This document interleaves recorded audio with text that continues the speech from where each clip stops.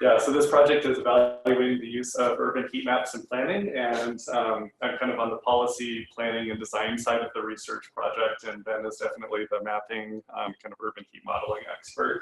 We also have a graduate research assistant, Tess Wagner, from my college, who's been helping out quite a bit with this project.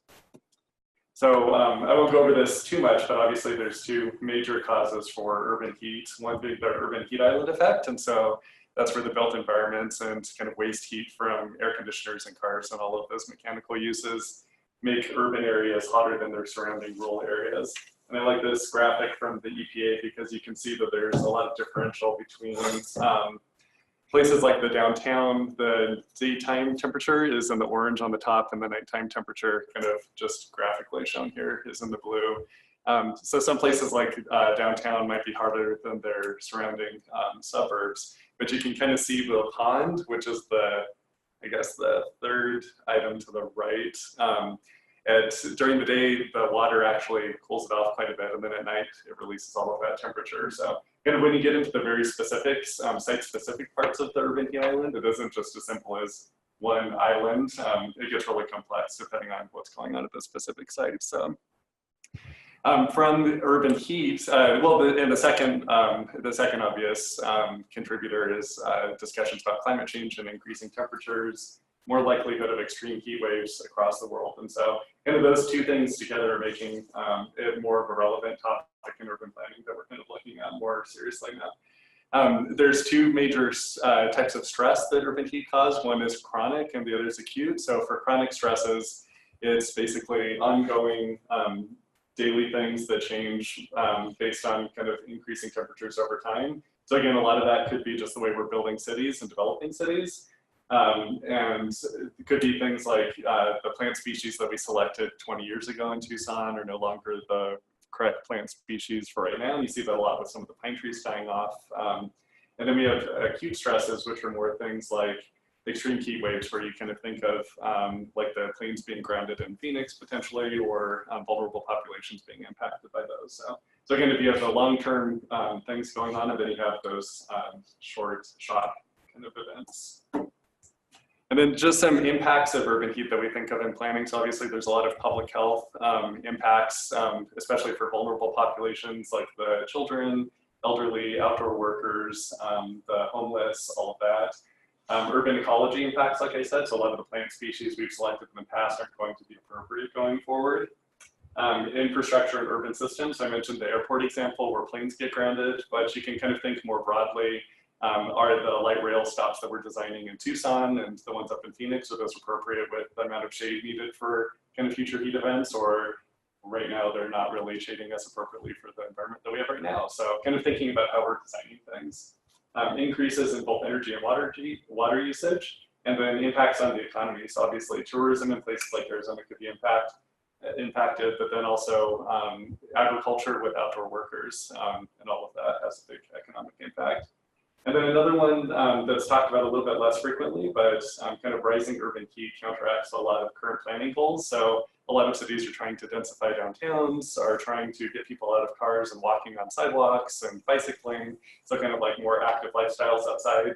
And obviously when you have rising temperatures due to both the UHI and climate change, that goes against those. And then also maladaptation things related to our efforts to reduce greenhouse gas at the local level. Because if it's getting hotter, people might be more prone to use air conditioners or to get in those cars instead of walking to work or whatever it might be. So it counteracts a lot of current directions that we're trying to take cities. So for the first part of this project, Tess Wagner and I worked on a systematic literature review of planning and urban heat publications. So this is just a little graph that shows kind of the number of publications in the Web of Science by year with the terms urban heat and planning and the title abstract or keywords. And so kind of everyone that does planning research in this area knows that it's become a really popular topic in recent years especially, but this kind of shows graphically like how much that's grown over time. And it stops at 1990 because the only article before this with those two key terms was in 1976. So kind of an emerging topic for sure. Despite the fact that it's emerging, it doesn't mean that we haven't known about urban heat islands for a long time. So climatologist in London documented it back in the 1800s. So it's been well known for quite a while. It's just that the planning profession's taken a while to catch up with it. So through the systematic literature review, some of the things we found that are kind of hot topics right now for in planning for extreme heat events. A lot of talk about intergovernmental communication, so improving kind of coordination between things, improving coordination between public health campaigns, public education campaigns about what to do during extreme heat events, and then things like identifying cooling centers and water distribution. So Phoenix is doing a lot of work in that area especially. And then on the long-term urban heat mitigation side, so kind of thinking not just about those extreme heat events, but how can we reduce the urban heat in the first place? A lot of cities are looking at increased shade, like you see in the picture to the right-hand side. So they might be mechanical or potentially like hardscaping features. Increases in urban forestry and green infrastructure are probably the most popular thing that cities are looking at. Reduction in paving surfaces and things like reducing the size of parking lots, and then increasing the use of reflective and cool building materials. So all of these are kind of in the suite of options that planners are looking at. But some questions that kind of emerge are how are planners prioritizing and locating these actions? And then the big question, for me at least, was how does urban heat fit into existing planning processes? Which, looking through the literature review again, we identified about 200 papers that really talked specifically just about urban heat and planning efforts, and only 4 of those really talked about planning processes and the governance of urban heat. The rest of them were really kind of skewed towards looking at urban climatology or design strategies. So a lot less about how we integrate those into planning processes today. So current challenges, some more current challenges in the planning process or planning profession. Heat has less visible impacts than flooding, sea level rise, or fires. So it's often called like an invisible kind of climate impact in planning. Quantifying the impacts of extreme heat is complex, and it's often a confounding risk. So especially with public health records, you don't necessarily see people kind of listed as dying from heat very often, but it increases the risk for heart attacks and all types of other stuff. So, so heat compounds a lot of problems, but it's not usually listed as the first major cause.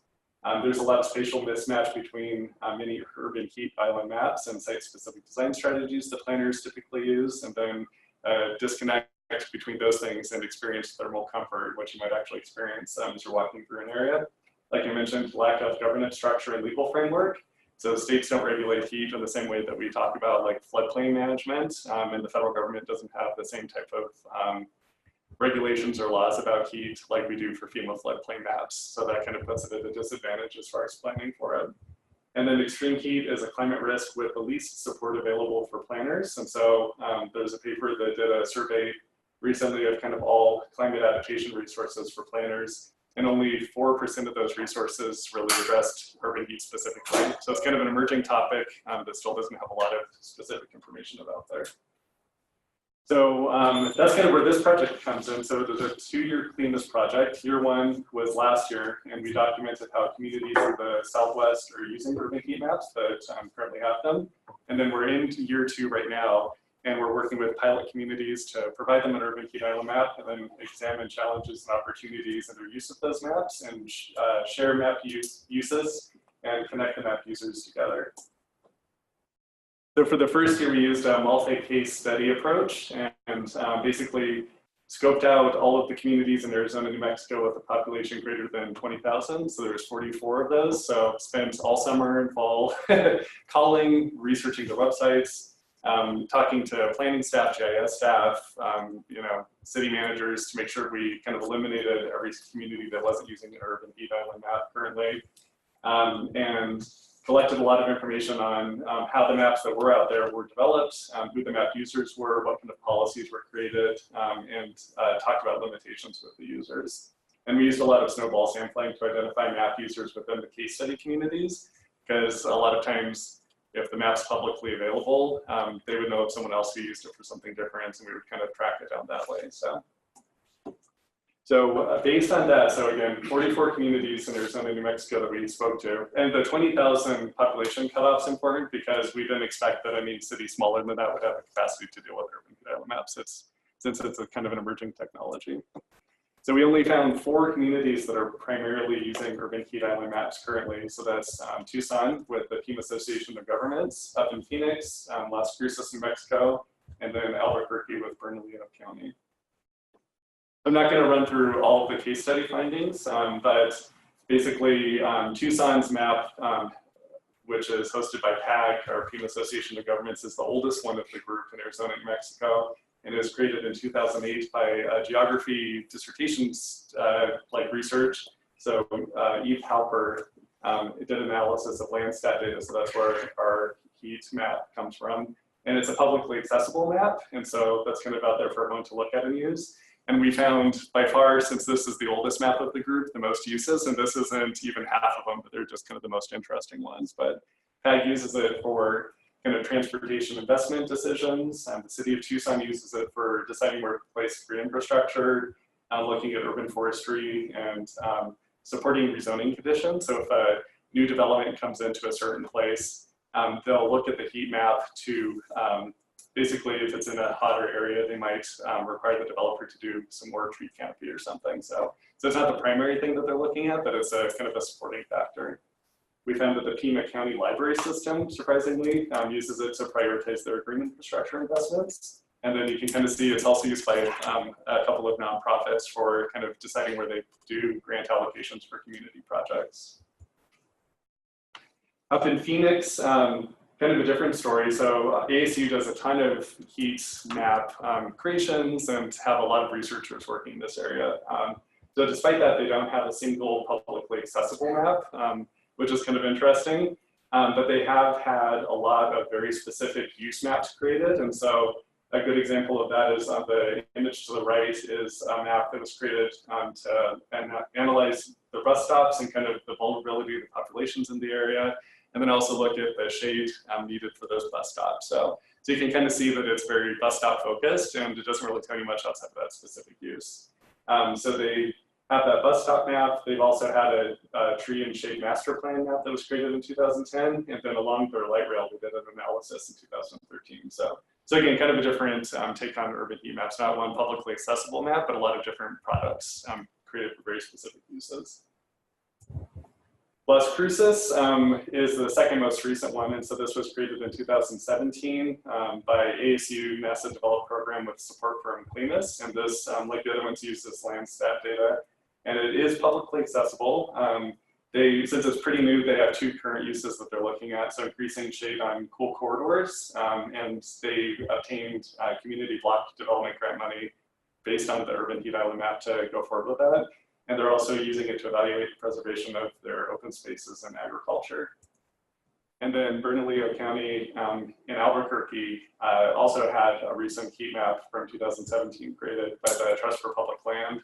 And this one is publicly accessible, although you have to create a user account to get to it. And basically they're planning to use theirs to inform decisions on green infrastructure, urban forestry, and the regional government intends to use it for scenario planning. So obviously these ones are pretty new, so I would expect over time that they would have additional uses kind of innovated from that. So basically from those 4 case studies, we did a lot of kind of comparison analysis, looking at the documents that were being used, all of the interviews that we did with all of the users. A couple of themes emerged from that. There's questions over the accuracy and reliability of the maps. So the information on how the map's created is certainly out there, but not so many people have looked at those and understand it because it is kind of an emerging mapping technology. So there's a lot of questions over how much you can rely on these maps. There's a big question over the frequency and sometimes complete lack of map updates. So again, Tucson states from 2008, but we're still using it for a lot of stuff, but there's been a lot of changes in our built environment. Our downtown's completely different than it was a decade ago. And then just basic vegetation changes over time. So there's kind of a question that kept coming up, like how often do you have to update a heat map? There's inconsistent buy-in and use from departments within each of these communities, which isn't surprising because again, it's kind of a new emerging technology that not a lot of other communities have used. But you see like a lot of, maybe the planning department has really bought into it in a certain place, but then their landscape architecture staff, isn't as aware of it. So there's kind of inconsistent use. Lack of connection to other communities using urban heat maps. So that was the #1 thing that probably emerged, is a lot of the communities were saying like, I'm not sure what other people are doing with heat maps, we just know what we're using it for. And again, because it's 4 communities out of the 44 we talked to, it's not surprising they're not connected, but that was something that they had indicated they'd like. And then The other thing is the public availability of the maps, what kind of emerged as important in allowing creative and unanticipated uses of the maps. So again, Tucson's been publicly available for over a decade, and there was a lot of kind of surprising things that we discovered. And then when we shared that back with the PAG who hosts the map, they had no idea that other people were using it for these things.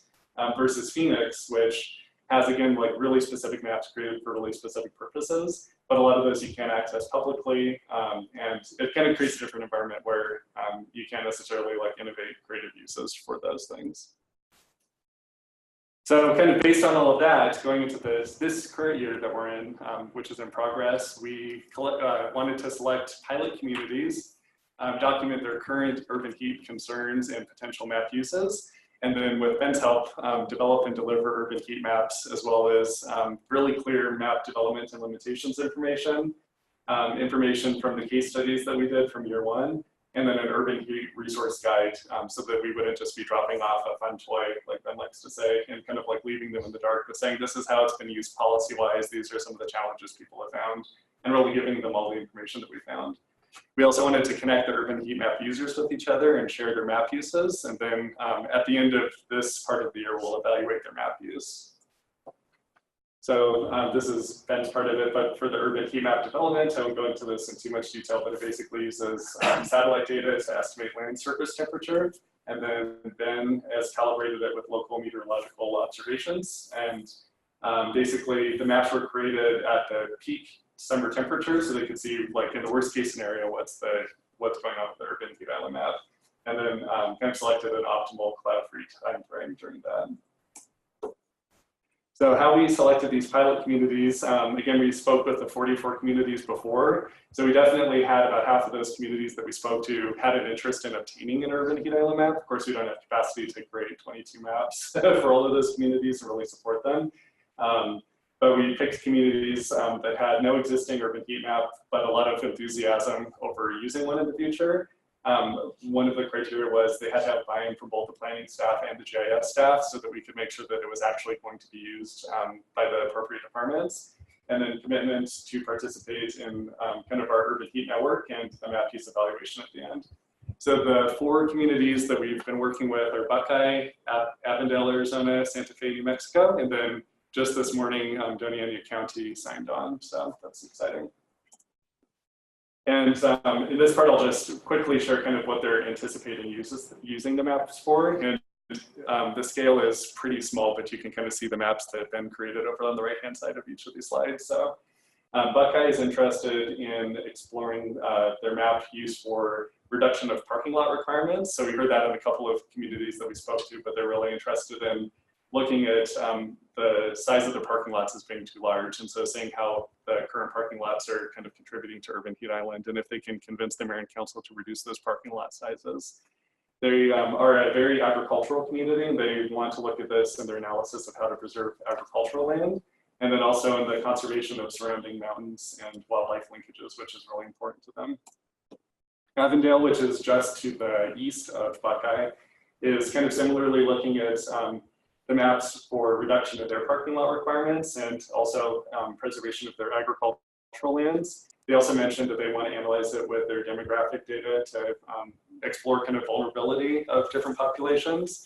And they were really interested in analyzing their built environment typologies with associated urban heat map to inform future development, because they have a lot of really big developments coming online, like master plan communities with over 1,000 homes each. And they want to see what that impact of that new kind of development is going to be to their currently like fairly small town compared to the rest of Metro Phoenix. And hopefully use that information to help inform how those master plan communities get built.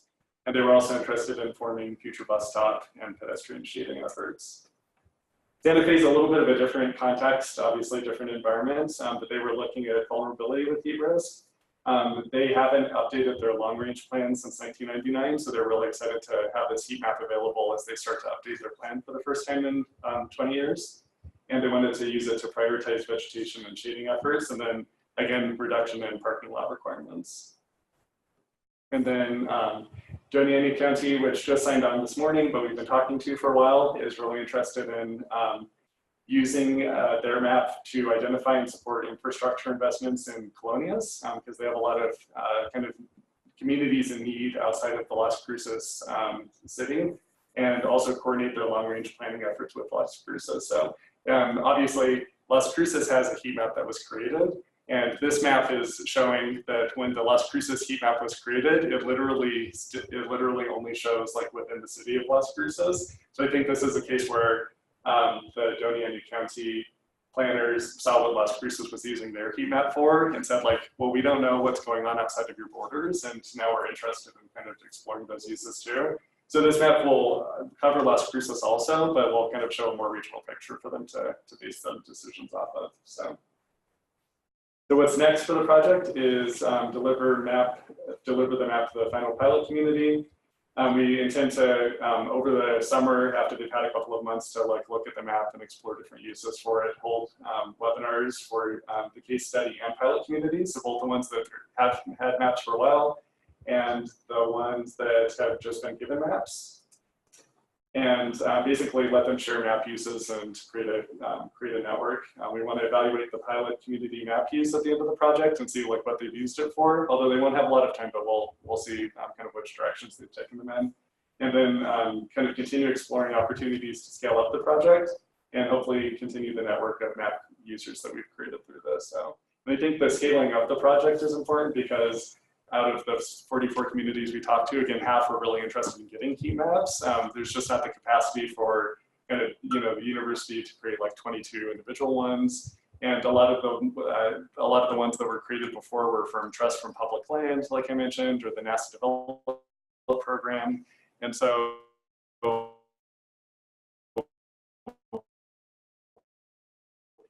the capacity for communities to reclaim money that's available, or the capacity of the staff. And so I think we need a more sustainable approach for providing communities interested in heat maps going forward with that as a kind of information source that they can make their decisions based off of. So thank you, and if there's any questions. I mean, I was thinking of Tucson since they have a map, but it seems like this is long term. Having updates would be really interesting to see how to evaluate the effectiveness of measures. Absolutely. Yeah. Some of them you might, if you said, like the ones you're doing now, right. You could update those because you've done like the Tucson one from 2008. I don't know if there's any way to do something similar to see what the changes have been, because that's a kind of a chunk of time to evaluate how things changed and where things gotten better or worse. Mm-hmm. It's similar to we just talked to Avondale last week, and they had kind of identified general areas that they wanted to not see turn into more urban areas, and had also identified areas further into the core that had already made that transition. So there's also, even at a historical level, if you can identify, it was like this 10 years ago, even if we don't have a map for 10 years ago, because the Landsat aid is a lot better. In fact, sometimes NASA will actually just make a heat map with their Landsat data. So that's the analysis ready data, the ARD, for certain dates and certain scenes, but it's usually really small and it's kind of random, frankly. So the putting together with the actual algorithm, Landsat 8 is pretty straightforward. Landsat 7 is a little bit messier, which is the other reason why I think they didn't update it for a while. I think the other consideration with Tucson is their map was created with a very specific kind of modeling approach from 2008. And I'm not sure that if it was recreated now that it would show the same level of results comparison-wise. Yeah. So that doesn't mean that someone shouldn't go forward with creating a new map that's based off of current information, but there might be like difficulties in comparing it directly. So I think that's something that I talked with PAG about, because current decisions are being made off of the old map.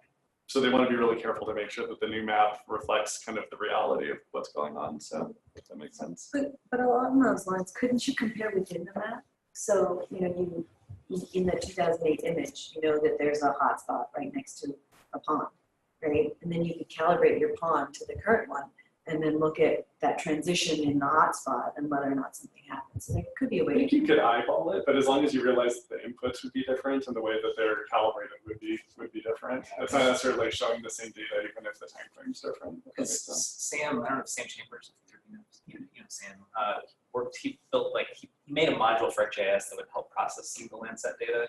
And then he and I have been working on the paper for way too long now, but doing a drill down on essentially an assessment of how do these numbers correspond to reality in any way using like station data, because it makes a pixel and it makes a value, but does that actually correspond to actual surface temperature? I mean, it's a satellite measurement of surface temperature. What does that actually mean? So there's weird quirks like open water or really dense green vegetation. is that really cool, or is it just reflects cool because it's biased by vegetation or something? And so that's part of the question. That's the challenge with some, if Tucson is making decisions on the basis of this map, and we pop in and say, actually, You need a ground truth. Yeah. so a little bit of ground truth is helpful. The other thing Lat doesn't know that I told him to, but there's a student who I think may end up doing some work for us over the summer to look at updating a few of the maps outside of the case study communities, because having some wider availability of some of these things, there's clearly some interest in it, and it's getting to the point where processing the data is a little simpler, and so it doesn't take as much. And so ideally, and then something that's web-based as well. The other thing I would just say is, as I was scrolling through the maps, you kind of noticed probably they're all different colors, and they have different like map scales, and some of them measure heat, like just straight temperature. Some of them measure temperature broken down. Albuquerque's measures temperature broken into 3 categories, so kind of low, medium, and high with no temperature associated with it. And then some of them aren't even temperature, it's just like heat vulnerability.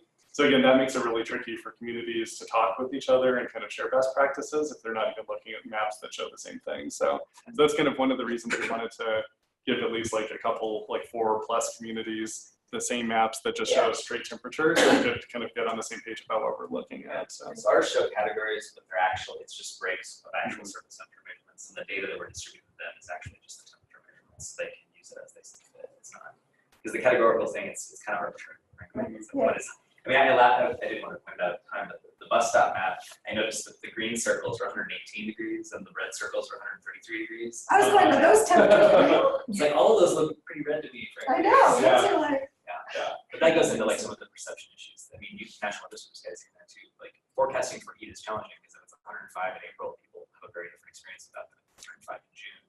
It's kind of what you expect versus, a kind of somewhat anomalous day. So is that bus stop map surface temperature? What was the? yeah, it's based off of Landsat, so surface temperature. Yeah. And we did, Sam and I did a little calibration with IR thermometers a couple summers ago at Reed Park and the Home Depot parking lot across the street are a nice comparison because Reed Park is pretty open and green. It's big enough the 30-meter or 60-meter Landsat pixel will cover most of it. And of course, the parking lot is really nice. If you want to go find 160-degree surface temperatures, okay. So yeah, and again, a big part of it's just education of the map users, because a lot of them have, like in Tucson, we've had the map for 10 years. It's people are looking at it and using it for creative things, maybe without really understanding like how it was created and not having a lot of resources and to access like what it's showing. And so again, we've really spent a lot of time with these communities kind of talking about like, well, this shows daytime temperature. Think about nighttime temperature too, because that's when a lot of health risks happen. And there might be site-specific design strategies you can use based off of this heat map, but you wouldn't want to like necessarily like drill down to the 1 pixel and make a lot of decisions based off of that, but it can show you kind of broad overview stuff. So I think everyone, once they're walked through everything, it makes sense. You just, it's an education process because the planning profession hasn't historically had that incorporated into what we consider as a data point. So who created the map for PAG in 2008, or did they do it So PAG themselves? created it using Eve Helper's dissertation analysis.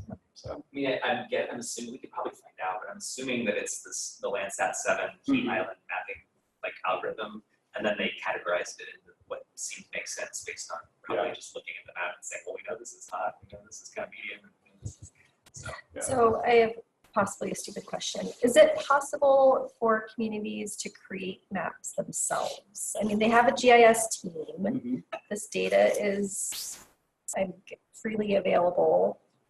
Is it just that obviously like with the Profiles project, they don't have a climatologist on staff. Is it that type of barrier, or is it?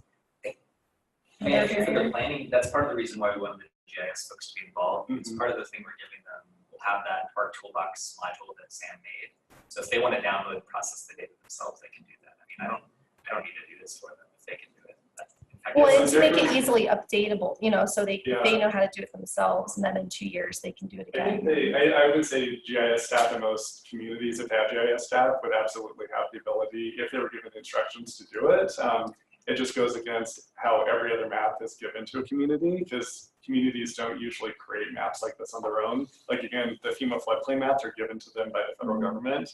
And a lot of especially like environmental risk maps are given to them by like the higher statutory power or something. So So it could be done, it's just a different kind of way of looking at collecting information about Yeah, environmental I risk. imagine ideally is like if that process is available and they want to, they should run with it. And if they want some assistance, that's part of it. You have a Oh, question? yeah, I just had kind of a side note.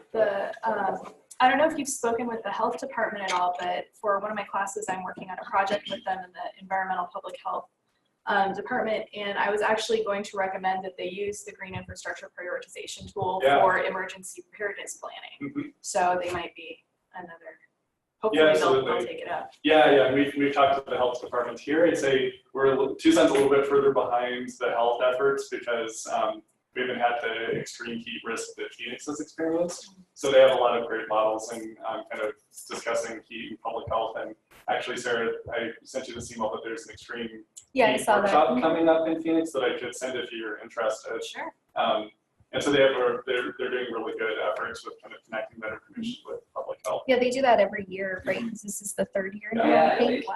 They might even do spring and fall because they try to do one. Oh, one that's up right. And one is like the follow up after the season. They don't. And it's do it not in just kids. health too, it's all different areas. You know, It's a lot of health. departments. It's a lot of health though. Yeah. In a good way. Yeah, I was gonna say, did you say that with a smile on your face? That's a lot of help. That's a lot of help. Along that line, actually, have you tapped into the EPH tracking? It's the have you? Yeah, Okay. I've looked at it through the case Yeah. study research. Yeah. Okay, I don't know, because I mean, CDC's got that, and they're trying to build, and I know that ADHS is working to start incorporating more things that are supposed to be useful. And I don't know what the Yeah, status and is on. one disconnect that keeps coming up is the kind of the public health community that really wants to focus on workshops and education and communication kind of before events and during events and doing things like cooling centers and water distribution.